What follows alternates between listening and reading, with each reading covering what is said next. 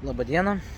Norėčiau pakalbėti apie savo patirtį su Vilniaus viešuoju transportu šias pastarąsias 2 dienas. Vakar, aš norėjau iš mokyklos grįžti namo. Normalu, nieko čia ypatingo. Ėjau į Užupio stotelę ir ten yra tokie laiptai, kurie yra kiek toliau nuo gatvės. Ten reikia kaip pro kai ką praeiti, pereit gatvę ir tiesiai stotelė. Nuostabu. Tai kur čia yra problema? O problema yra ta. Aš lipu tais laiptais ir ką aš matau, į stotelę atvažiuoja 33 autobusas. Jis važiuoja į Šiaurės miestelį ir man jis tinka dėl to, kad aš noriu persėsti prie Karaliaus Mindaugo, prie katedros ir į 2 arba 4. Ir kas atsitinka? Aš žinojau, tikrai aš nespėsiu, tikrai aš nenubėgsiu ten tų, kiek ten metrų, nežinau, bet aš parodysiu kiek ten metrų. Bet aš prabėgau pro visą tą, ten pieva, ne pieva, nubėgau, spėjau nubėgti laiptais. Spėjau prabėgti pro viską.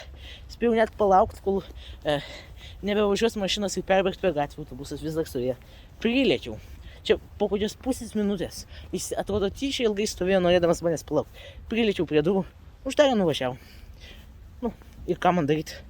Turiu laukti kito. Tai nėra labai problema didelė, dėl to, kad 10 rytas važiavo. Bet,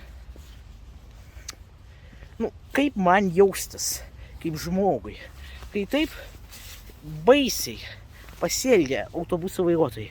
Iš tiesų, aš dar pakalbėsiu apie autobusų vairuotojus tuoj, bet, neturi kamerų, turi kameras, viską turi, viską puikiausiai turi. Mato mane, gali pamatyti, vairuotojas, viskas gerai. Ne, vis tiek nieko, kas iš to. Kažką lauti, taisėsi, mato, kad aš bėgu, man reikia važiuoti, man tvarkaraštis yra ir aš turiu jau važiuoti. Tai ką, ir nuvažiavo. Tai buvo pirmasis ženklas, kad man nelabai bus gerai su viešuoju transportu tą dieną. Antrasis ženklas, tai ne ženklas, tiesiog aš pakalbėsiu dabar apie viešojo transporto bilietus. Įsėdu į tą 10 ir kitoj stoteliai Dailės akademijos įlipa grupelė ten slaviškai kalbančių berniukų klasė. Tiesiog, ne berniukų, man atrodo, ten buvo mergaičių, bet, įlipa klasė. Ten 20 vaikų į autobusą. Ne vienas nepasižymė bilietų. Ne vienas su bilietu auklėtoja, pasižymėjo ten pati, o jie nieko. Ir ką daryti?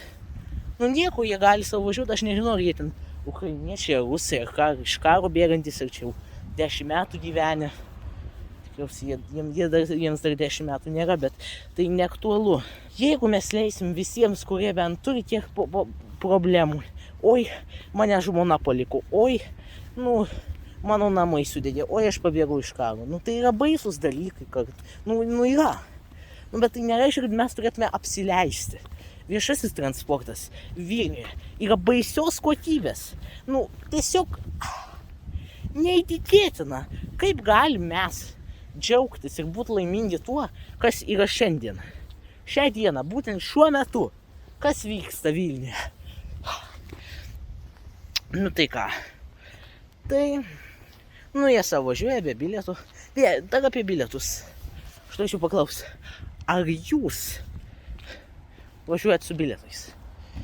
Manau, kad nemaža dalis, arba net dauguma, pasakys, kad važiuoja be bilietų. Netikrins. Netikrins, mato. Tiesiog nepatikrins arba nepagaus. Ir važiuoja be bilieto žmonės. Ir kas iš to? O po to bumba, oi, ten senus veža mums Mercedes O405, oi, ten visokie. Pykstat, oi, kad čia kas blogai, oi, kas. Tai kodėl tada be bilieto važiuojat? Žmonės. Taigi, kur mano ta bilietų pinigai nueis? VVT. Kad ir kokie maži susideda. Tiek ten per dieną žmonių važiuoja troleibusais. Daug. Ir todėl, ir visokios ten eksploatacijos, ar ko ten kainos. Viskas padengiamos pačių keleivių. Tai va. Ir tai yra puiku, jeigu kažkas važiuoja su bilietais. Ir su visais bilietais, ne su lengvatom. Aš manau, kad lengvatų turi nelikti. Man nesvarbu, kiek jūs tėvų praradot per sausio 13. Tai yra baisu. Bet tai nereiškia, kad dėl to jūs galite važiuoti nemokamai. Tai yra baisus dalykai. Bet negalime mes tuos baisius dalykus palikti praeitį. Ir tiesiog finansuokime viešai transportą. Nes jeigu dabar, tai kur tie troleibusai su autonominiai gajų? Nėra. Dėl to, kad nieks su bilietais arba su 80% lengvatomis važinėja visi. Tai kas iš to? Tai tie bilietai kaip ir nieko nereiškia, jeigu perka dar per Trafi ar per M-Ticket. Aš neįsivaizduoju, kaip ta M-Ticket veikia. Nes Trafi sistema veikia, kaip ir suprantu, per M-Ticket. Bet aš sugebu, kad man Trafi veiktų per M-Ticket. Bet pas M-Ticket aš neįsivaizduoju, kaip jis veikia. Bet tai neaktualu. Aš ne apie tai norėčiau pakalbėti. Aš norėčiau pasakyti, žmonės, pirkite bilietus.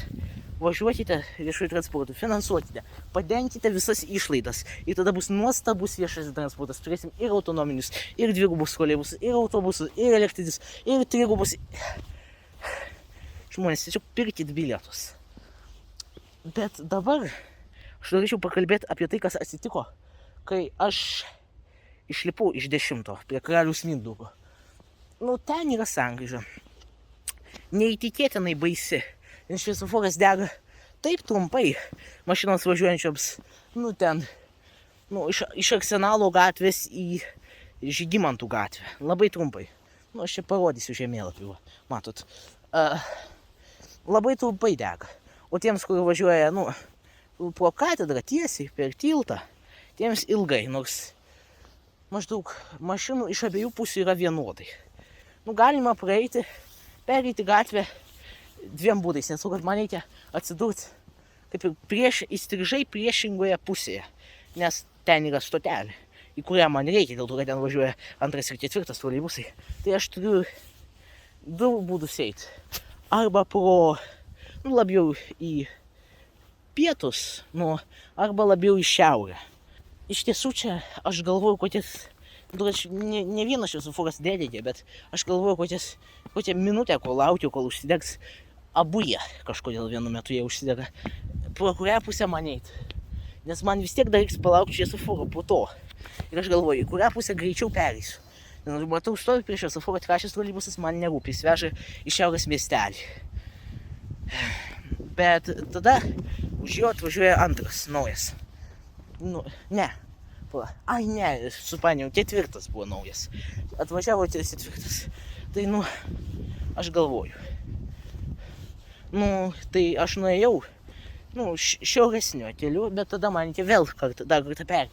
Ir aš galvoju, kol tas, šviesoforas man greit užsidegs dėl to, kad tie pravažiuos, tiems greit bus raudona, kol jie bus dar įpusėję tik važiuoti per sankryžą, bet jau vis tiek tiems troleibusams bus raudona, nes šviesoforas toksai baisus.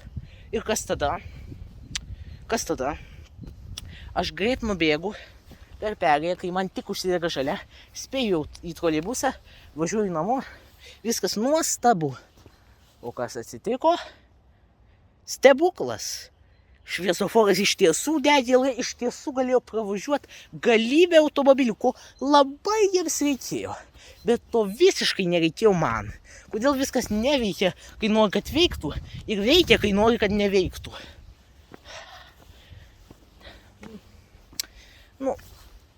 Tai troleibusas, aišku, kol aš laukiu, kol man užsidegs, aš jau svarsčiau prabėgti pro raudoną, bet aš nesu tokio lygio žmogus.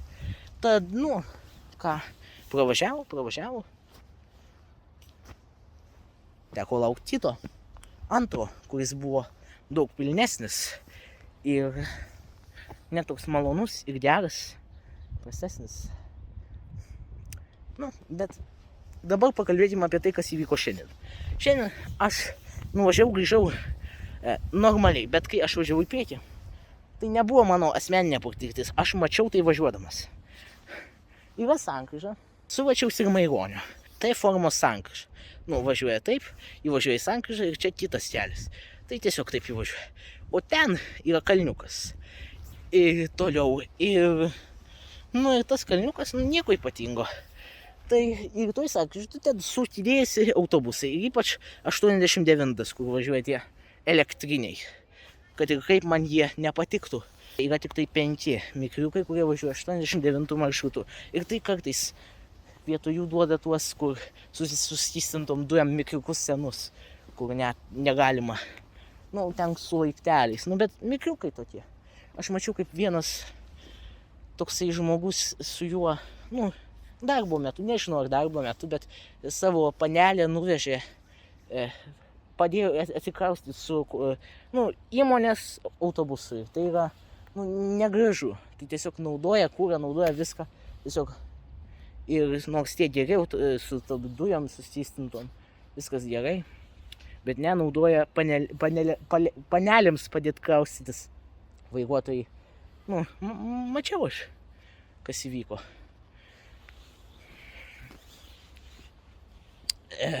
Čia seniau šiek tiek. Bet kas atsitiko? Tai tas elektrinis autobusas, tai sankryžoj. Kas atsitiko? Jis važiavo. Ir aš nežinau, kas atsitiko. Ar jo nepraleido, ar jis per daug praleido. Ar šiek tiek paspaudė gazą, šiek tiek daugiau negu reikėtų. Nežinau tiksliai, kas atsitiko, bet aš žinau, kad jis įlėkė į kalną. Tiesiai į kalną. Tiesiog įlėkė. Įlėkė. Ten aš mačiau mašinos stovi su avariniais signalais. Ir autobusas, kuris ten pusiau ore ir įlėkęs į kalną. Nemačiau komiškesnio vaizdo savo gyvenime. Bet va, kas dedasi.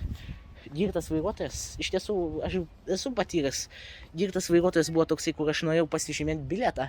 Ir jis sakė, negalima stovėti. Čia dar kai buvo tas 89 mikriukas važiavau. Ir ką? Ir jis šaukė ant visų, kurie norėjo stovėti tame mikriuke. Kažkodėl šaukė ant jų tiesiog. Ir labai greit važiavo, kad žmogus vos nenuvirto. Tai buvo girtas toksai, tikrai įkaušęs vairuotojas mikriuko dar. Bet čia buvo prieš kokius 5 metus. Bet atrodo, kad jis sugrįžo į savo mėgstamą 89 maršrutą ir įvarė jį ant kalno. Tai gražu. Tai tokios mano patirtys su Vilniaus viešuoju transportu.